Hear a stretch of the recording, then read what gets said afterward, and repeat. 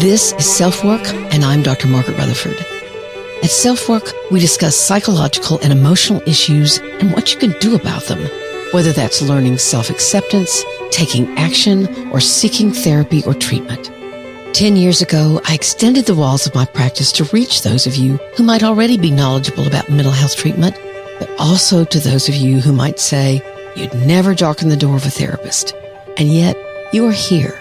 I'll answer your questions while I invite you to take a few minutes for your own self-work.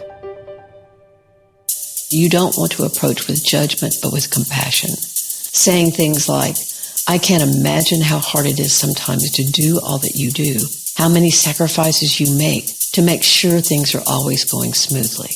You don't necessarily want to problem solve for them or say something like, I can take over from here. You need to sit down and relax. I can promise you that won't work. Welcome to this week's edition of SelfWork. Perfectionism is hard to talk about with the perfectionists themselves. I should say maybe the destructive perfectionist, because perfectionism can be constructive and easier to talk about. But if you love or simply know someone who follows rigid rules of what's the best way to do something or needs to create something that's going to wow everyone who's involved, maybe the way that some event is going to be the most successful it's ever been, you can sense the tenseness that lies barely underneath the surface.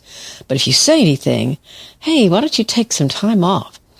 The person will kind of bow up, laugh, and say, oh gosh, I wouldn't know what to do with myself if I just laid around for a day. Maybe even silently they'll wonder what you could be seeing that they're very invested in you not seeing. So that's the subject for today, how to talk with a perfectionist about your concern for them. Or if you're the perfectionist, how to allow someone into your world enough for you to hear that concern and begin to wonder what your life might feel like if you eased up on the accelerator a bit and decided to see what traveling at a more normal speed with occasional bursts of speed might feel like. It's about keeping what's good about perfectionism, but letting go of some of its more painful aspects. It's moving from destructive perfectionism to constructive perfectionism.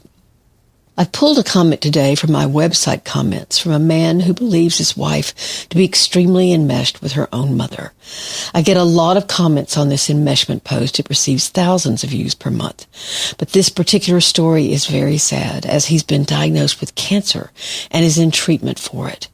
Yet his wife's life still revolves around her mother. And he's very concerned that she's recreating this dynamic with their oldest daughter. What could he do? I'll do my best to answer that question. But now, let's hear from AG1 Next Gen.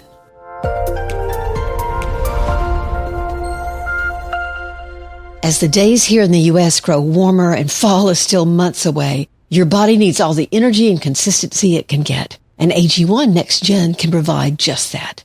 You don't have to guess about what new supplement to add to the already mountain of supplements you take. AG1 Next Gen delivers more than 75 ingredients in one simple scoop that supports your immune defense, energy production, and gut health. So there's no more guesswork and more getting on with life. And they're now easier than ever. Travel packs can go with you wherever your travel takes you, to work, to play, to learn, whatever your journey is about. And they can provide consistency for you even when your summer schedule is all over the place like mine's going to be. And for someone like me who's staying highly active at 71, that's heaven sent. Visit drinkag1.com/selfwork to get an AG1 flavor sampler and a bottle of vitamin D3 plus K2 free in your welcome kit with your first AG1 subscription. That's a $72 value. That's drinkag1.com/selfwork.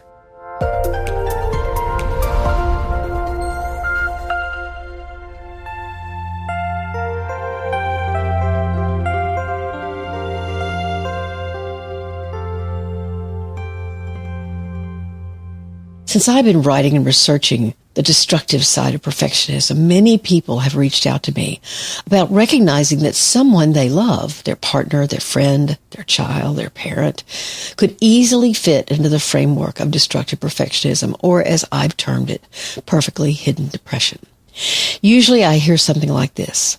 I'm scared that if I say something about my concern, then all hell will break loose. Or I'm afraid that I'll say something wrong and they'll withdraw even further from me. Or if I say something about my concern, what if they are suicidal and not telling me? That terrifies me. But how am I supposed to bring that up? And what if you're perfectionistic yourself? Do you ever wonder what effect that's having on your loved ones? I understand this on a lot of levels. When creating a life of achievement, a life where you're looked up to, you're admired and respected, you're efficient and proficient in many things, it can begin to grow in power for you, and actually power over you. The more success you have, the more success you must go for. You make sure your best is the best it can be. The need to achieve becomes relentless, as is the need for tight emotional control, for no one to see just how hard you're having to push yourself to seem that much in control of everything, all the time. At the same time, that success, that tight control of your emotions, has become your protection. Protection from what? That can vary from person to person. Protection from feeling empty. Protection from loneliness. Protection from memories that are very painful and thus feel like they must be kept out of your daily awareness. So, given this scenario, if you're the one seeing this person jumping through every hoop possible, never letting up, and can sense just how uptight they stay every minute of every day, you can sense what it's costing them to live on that ever-churning treadmill. How are you supposed to reach out to them? It's certainly not going to work for you to say things like, gosh, you never sit down and relax. Why don't you do that more? This may be right on target, but it misses the fact that their busyness, their control over things around them also is their defense mechanism. It's how they control their fear. Now, if it's you that's perfectionistic to a fault, then do you realize that you cover up any sense of shame or anger that you might feel? How you really don't know how to talk about or reveal painful emotions. So to keep them away, you shove them down and try to banish them into non-existence. And you do that through always meeting others' expectations of you. A job, by the way, that's impossible to do. But that's what you think you do best. Tackle the impossible. So how in the world is someone supposed to reach out to someone else who fits this pattern? It's tough. Even as a therapist, when someone comes in who's identified with perfectly hidden depression, I have to use a different set of skills. And I'll talk about those skills in a minute. Perfectionists tend to believe strongly that their effort or their accomplishments are something that others wish they had the organization or energy to do. And actually, they'd be right about that often. So they could easily interpret you saying, you know, this birthday party or work assignment or volunteer event doesn't have to be a big deal. They can interpret that as not about your concern for the impact of the level of effort you see them putting into things. If anything, it's kind of like telling an anorexic they're too thin. That's a badge of honor to them when they are in the depths of their illness. It's a sign that their efforts at creating something that's seen as special are working. The paradox here is that being seen as someone who always tries to attain or create something extra special awards the very need or urgency underneath their seeming security. I cannot make a mistake. I cannot fail. The quality of what I do means everything to me. What they don't allow themselves to realize is that they've grown very dependent on the actual message they get from their efforts. The voice they hear is, I not only met your expectations, I surpassed them. So there's a feedback loop that happens. First, you accept responsibility for something that automatically becomes an expectation of being the best it can be, whether those expectations are stated by others or simply your own internal yardstick for measuring success. Second, you make decisions about how to make that something extra special or perfect. Continuing with the loop, you don't allow anyone to see the hard work and time and energy that this responsibility is costing you. Number 4, you receive feedback about the perfectness of that something you created. And the 5th, you feel a brief relief. But then what happens? You seek and find the next something to do perfectly due to the need to receive the positive feedback. I'm pulling off what I'm trying to do. I've not only met your expectations, I surpassed them. What can happen is there's a growing dependence on this affirmation. That's why, or that's what's underneath the continual seeking of tasks or somethings to do perfectly. You climb up a rung of the success ladder, and there's always another rung. It's exhausting and addictive. So if you want to talk to a perfectionist, or you are one, please realize that there's little to no way they or you can just give up your efforts. The work becomes finding other ways to affirm yourself and to realize how those affirmations helped you at some time in your life to feel safe or to feel worthy of love. So the process exists for a reason. And of course, going back to try to understand the why of the need to seem perfect can be hard work, but very, very enlightening. That's the part of you that needs true healing. So let's take a break, and we'll be back in just a moment.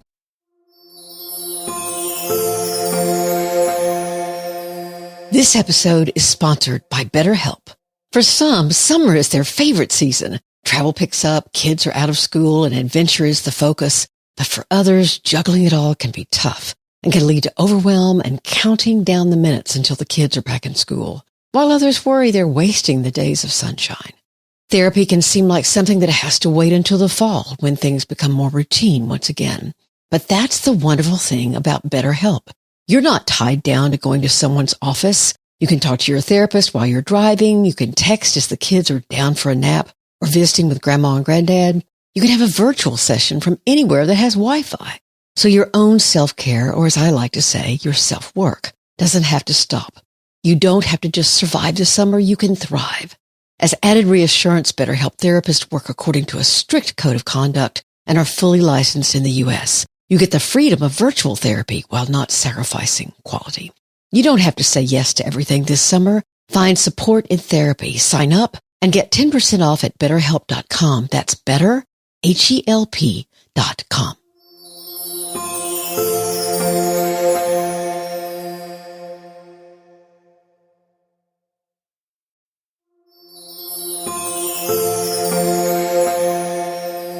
This episode is sponsored by BetterHelp. We talk about mental health more openly now, but asking for help can still feel hard. BetterHelp's 2026 State of Stigma report surveyed 2,000 Americans and revealed that 85% of Americans believe getting support is wise, yet 74% say society discourages people from doing so. So why, if most of us believe in support, why do so many discourage it anyway?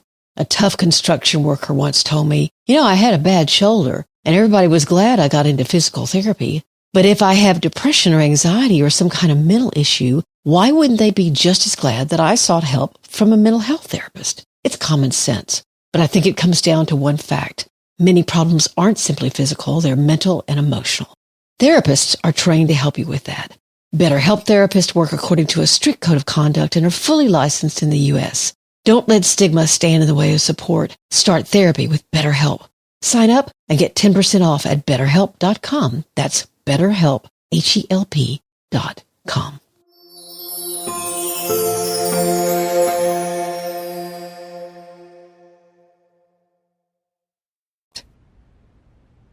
I said earlier that I had to change my own approach to someone who's a client with perfectly hidden depression or destructive perfectionism. So I'm going to identify exactly what that approach entails, and there are 5 things to be aware of. First, you've got to make sure you're aware of the protection that perfectionism can bring. This is if you're the one wanting to talk to a perfectionist. Realize that they likely will be anxious or even afraid of you seeing through their camouflage. Their drive and insistence on achievement at the highest level has been their go-to, their best friend. They can count on that always being present. And it's a part of who they understand they are and how others see them. So there's huge investment in it. And if it's you who's the perfectionist, you may be silently nodding your head as I say this. So the second thing, again, if you're wanting to talk to a perfectionist, you have to give them lots of control over the discussion. You definitely want to talk with them, not at them. And they probably cannot tolerate sitting and talking about it for long. So short, more focused conversations I'd like to talk to you again about this tomorrow. That's what they may be able to tolerate. Not some sort of long, drawn-out conversation in the afternoon that's going to completely unseat them. What this looks like in therapy is that the work isn't what I'd call slow, but I'm very deliberate in the speed of it.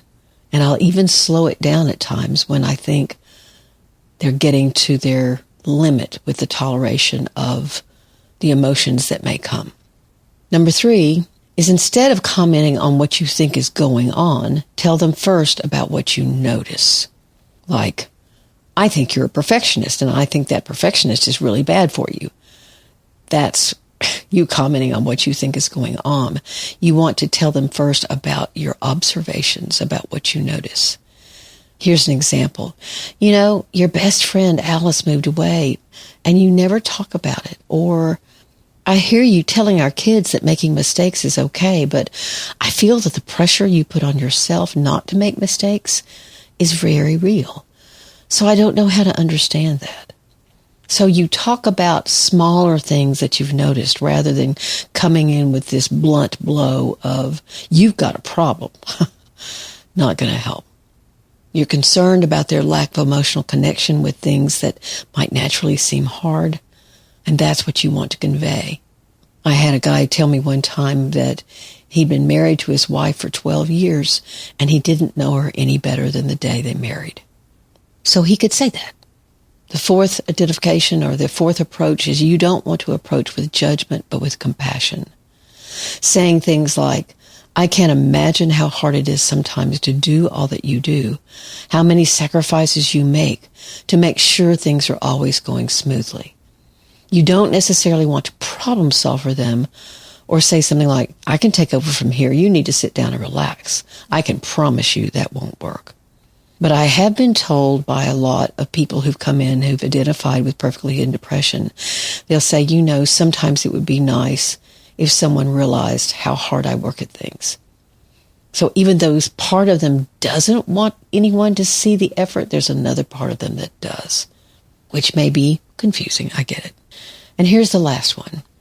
You need to be honest with yourself about the role you may unintentionally or intentionally play that actually supports their camouflage of their pain. You can ask yourself, do I count on them or expect them to always take on more than their share of responsibility? Or how comfortable am I with deeper emotional transparency? It may be that your own relationship with them is part of what's supporting them to stay just as they are.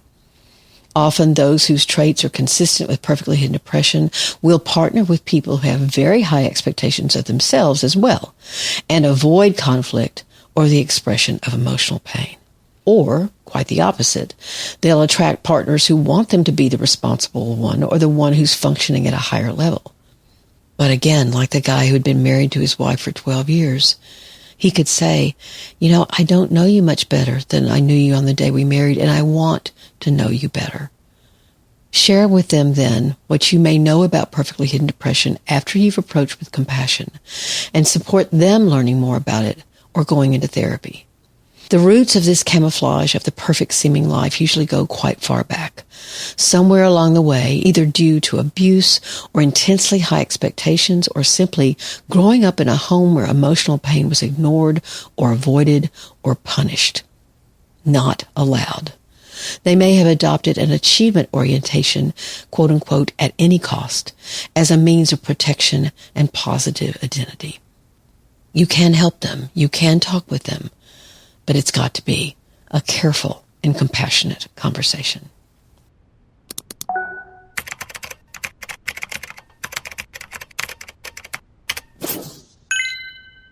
Today I'm featuring a comment on my website that tugged at my heart and is likely to tug at yours too. It's a sad example of how a parent-child enmeshment can be recreated by that adult child. And they may even recreate that same dependence and fusing that she was pulled into by her own mom with one of her children. And yet, how on the outside looking in, it can seem like a deep and abiding love. Here's the email. My wife was an only child who was the confidant of her mother while growing up. When we got married, she would contact her parents daily.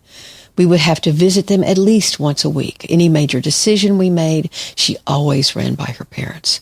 Now, her parents are very nice, and I have nothing against them. But after 28 years, I was diagnosed with cancer, and her father passed away when we were out of town visiting my mother.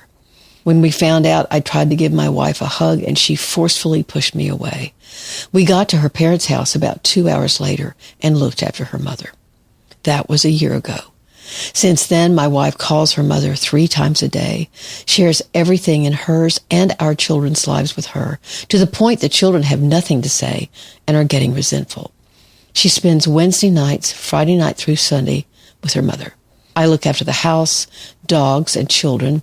She treats our oldest daughter like a best friend, argues with the second and third oldest, and I'm pretty much ignored. She'll take time off work and drive her mother to appointments. Yet when I have my monthly cancer appointment, I have to take the bus, as she says she can't take time off work in case her mother needs her. When the word enmeshment was brought up by my son, she freaked. I have realized that with about 6 years to live, I am on my own. I've seen a therapist, but she refuses to. Wow. This very eloquent email is very painful to read. Because of his wife's enmeshment with her mom, which even one of her children can recognize, she's missing out on her life with her husband and kids. Such misplaced loyalty happens all the time and gets called real caring, dedication, loyalty, being a good daughter. Yet those who are enmeshed will get very angry if you suggest that something is terribly wrong. We just love each other a lot. Leave us alone. I myself walked out of a therapist's office one time after he inferred that my mother was being manipulative with her enmeshment. I was incredibly loyal to her and couldn't see how her own issues were interfering with a healthy mother-daughter relationship. She'd had a very critical relationship with her own mother. Her mother was critical of her. So she was trying to do the opposite with me. I understand that. But it didn't do anything to help her heal from her own wounds. And this wife, this very confused woman, seems to be carrying on that kind of boundaryless relationship with her eldest daughter, which is very common for people to do. This man is doing what he needs to do and getting support from a therapist. He said that using past tense. I hope it's present tense. I might also suggest therapy for the kids, but he would likely need his wife's cooperation, and doesn't sound like he's going to get that. But maybe family therapy would empower the kids to say how they're experiencing their mom and their dad. How are they processing their dad's illness, for example? There's no easy answer here. The oldest daughter likely only feels loyalty to her mom, but perhaps there's a conversation there as well. I hope he continues working with the therapist to try to come up with some kind of possible strategy. And I'm so sad that his illness seems as bad as it does. I definitely wrote this gentleman and thanked him for writing in. There is also a good book called The Emotional Incest Syndrome by Pat Love, and there are lots of articles about enmeshment that perhaps he could influence his daughter to read. They might not be able to lead the mother to think this, but if they had an answer, then perhaps they would not make it about them, which kids tend to do.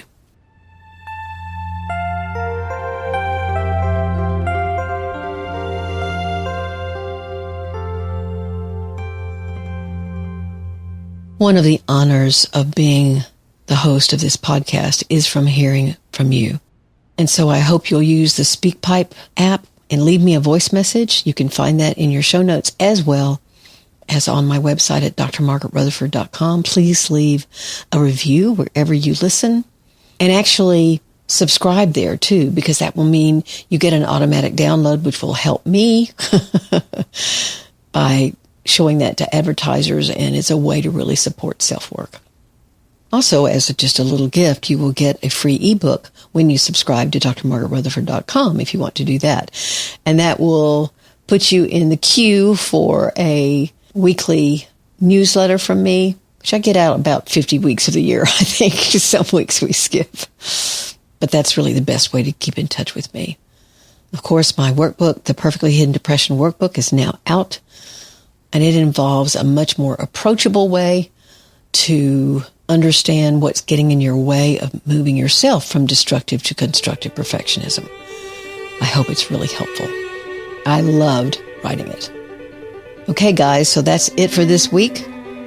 You always have my gratitude for being here. Please take care of yourself, your loved ones, and your community. I'm Dr. Margaret, and this has been SelfWork.